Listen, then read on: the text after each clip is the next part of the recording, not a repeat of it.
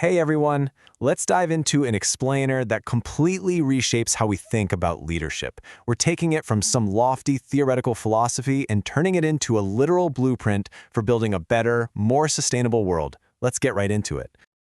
But hey, before we get into the corporate side of sustainability, we really need to challenge a massive misconception. Think about your own workplace for a second. Does having a fancy title, a corner office, or just being the boss actually make someone a leader? We tend to mix up management with leadership all the time, assuming that just because someone is in charge, they are leading. But true leadership? It operates on a completely different frequency. To put this into perspective, think about the difference between a chicken pushing its chicks from behind versus a duck naturally walking ahead while the ducklings just eagerly follow along. This actually perfectly illustrates the old Anglo-Saxon root of the word leadership, lede. It literally means a path or a road, and to lead means to travel. So a true leader is someone who walks ahead and shows you the way, just like that duck. It's all about getting people to go where they wouldn't have gone on their own, not by pushing them, but by guiding them. Now, academically speaking, researchers have spent decades trying to bottle this magic, and they basically break it down into three distinct schools of thought. First, you've got the trait or style school, which is all about the leader's internal wiring and personal characteristics.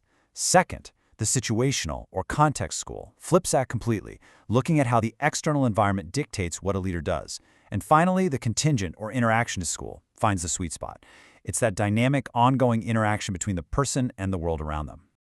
So when we mash all those academic approaches together, we hit on three absolute core tenets of leadership. Number one, it's relational.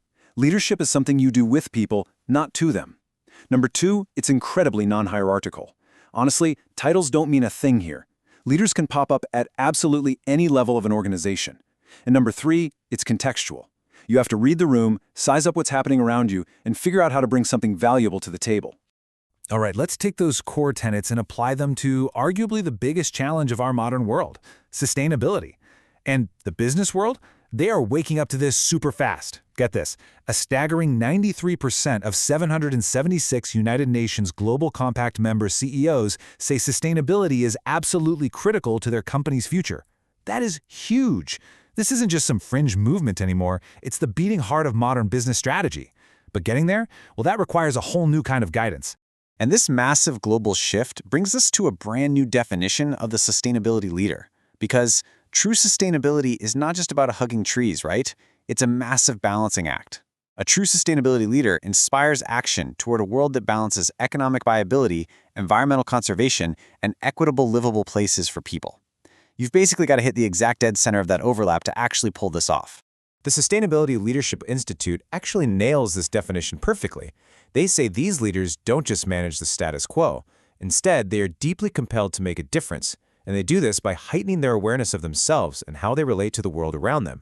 They're actively adopting new ways of seeing, thinking, and interacting to spark innovative solutions. It's a conscious, deliberate choice every single day.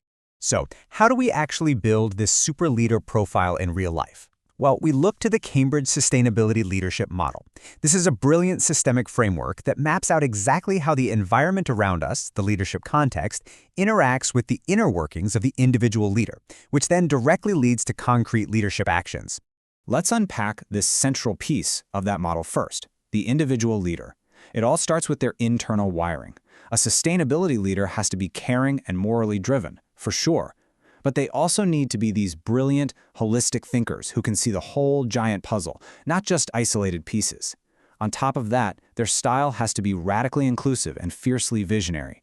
We're talking about people who love challenging the norm and enthusiastically invite totally diverse perspectives to the table. But hey, good intentions aren't going to cut it on their own, right? Building on those internal traits, our leader needs a serious toolkit of hard skills and deep knowledge. They have to be absolute pros at managing complexity and communicating a long-term vision so everyone gets it. Plus, they need to understand really intricate interdisciplinary connections. Like, how does a single tweak in a supply chain mess with a fragile ecological system halfway across the world? They have to know that. And when you combine those highly developed individual traits and skills with the right organizational context, boom, you get concrete leadership actions. This is where the rubber literally meets the road.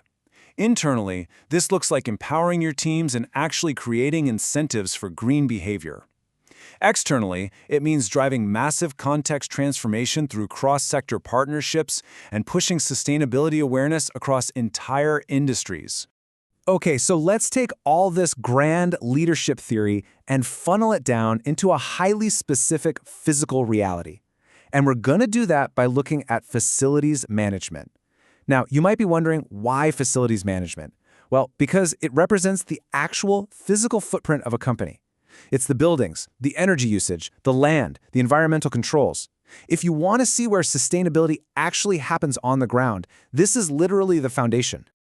The contrast between a traditional manager and a true sustainability leader in this space is pretty mind-blowing.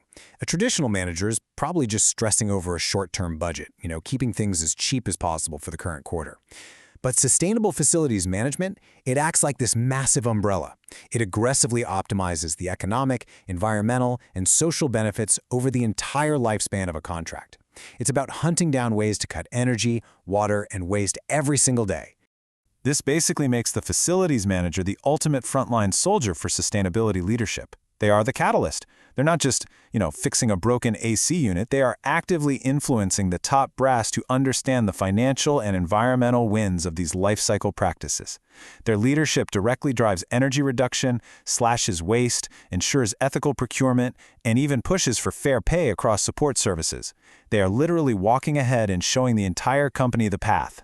So, translating all that high-level theory into real daily practice looks exactly like this step-by-step systemic approach. First, you deploy smart building information modeling tech to completely optimize energy use before a single brick is even laid. Then, you conduct rigorous, unforgiving audits of your energy and water. You make the conscious switch to sustainable, everyday cleaning products. And finally, you implement strict metering to monitor real-time performance. That right there is what sustainability leadership looks like in action.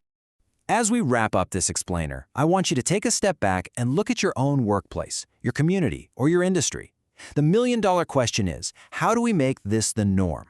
What specific factors do we need to consider, and what massive hurdles, like short-term budget panics or just stubborn resistance to change, do we have to overcome to make this level of sustainability leadership the standard everywhere? Remember, true leadership is about walking ahead. So what steps are you going to take today to show others the way?